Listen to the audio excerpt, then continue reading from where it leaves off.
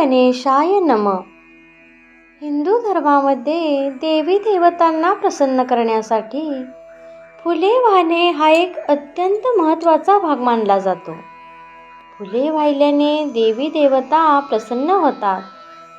आपण जाणून घेऊया कोणत्या देवाला कोणती फुले वाहिल्याने ते त्वरित प्रसन्न होतात आणि कोणकोणती फुले वर्ज करावी जेणेकरून आपली पूजा सफल होईल.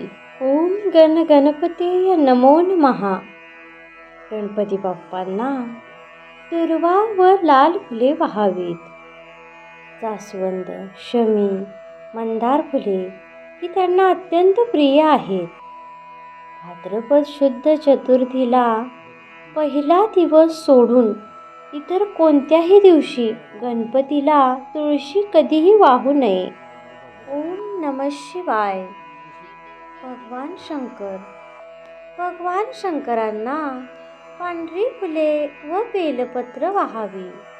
भगवान शंकरांना धोत्र्याची फुले व फळे सर्वाधिक प्रिय आहेत. बेलपत्र आणि शमीची पाने वाहणे अत्यंत शुभ मानले जाते. भगवान शंकरांना केवडा, निंब, काळी फुले, जुई, कपाशीची फुले, मालती, डाळिंब, शिरीष, कदंब ही फुले कधीही वाहू नयेत.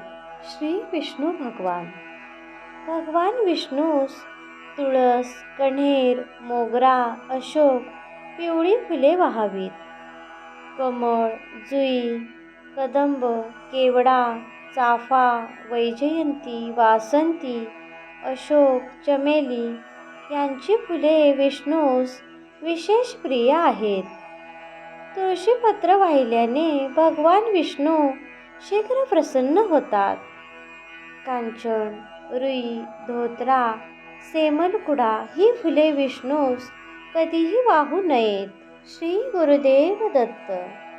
दत्तात्रेयांना तुळस, बेल, पिवळी व पांढरी फुले वाहावी. बजरंगबली, पवनसुत हनुमान, रुईची पाने, फुले, जास्वंद, गुलाब, कमळ याने बजरंगबलींचे नित्य पूजन करावे. बजरंगबलींना लाल आणि पिवळ्या रंगाची फुले वाहावीत. महालक्ष्मी माता. देवी लक्ष्मी मातेला कमळ हे पुष्प अत्यंत प्रिय आहे. लाल गुलाबाचे फूल देवीला प्रिय आहे. पिवळी फुले वाहून देखील देवीला प्रसन्न करता येते. देवीला दुर्वा कधीही वाहू नयेत. दुर्गा माता. लाल गुलाब, जास्वंद ही फुले देवीला प्रिय आहेत. दुर्वा, तुळशीपत्र देवीला कधीही अर्पण केली जात नाहीत. देवी देवतांना फुले वाहताना या चुका करू नयेत. सुकलेली फुले वर्ज करावी. ती देवतांना वाहू नये. फुलास छिद्र पडले असेल तर ती देवतांना वाहू नयेत. फुलामध्ये किडे झाले असतील तर ती देवतांना वाहू नयेत. फुलांचे तुकडे झाले असतील तर ती फुले देवतास वाहू नये.